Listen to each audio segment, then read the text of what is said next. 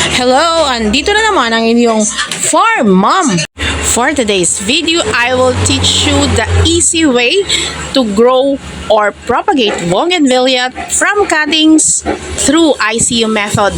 Ang first step, naglagay na ako ng mixed soil sa isang plastic cup at binasa na rin natin. So ang ginamit kong lupa dito ay mixed soil.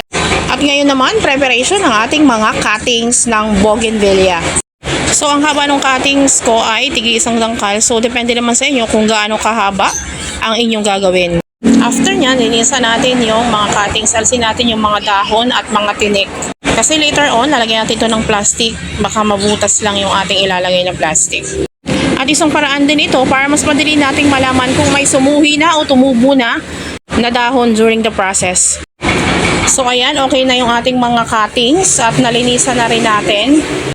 So ang kasunod nito ay ang paglalagay na nito sa plastic cup na may lupa.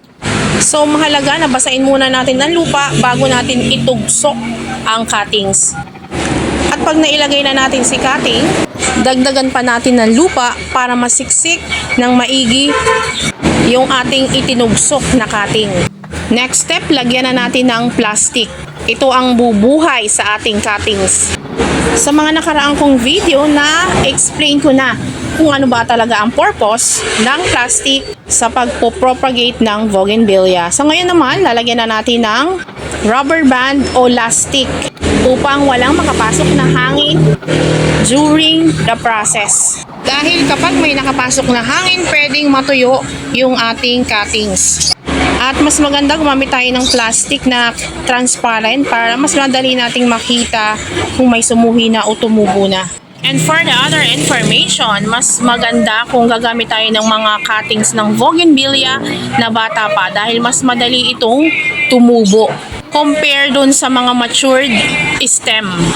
At kung gusto natin namang mamulaklak agad, dun tayo kukuha sa nakabulaklak na. And ayan, we're almost done.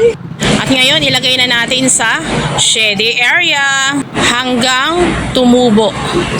And that's all for today. Thank you for watching. See you again on my next video and for the update of my bougainvillea propagation.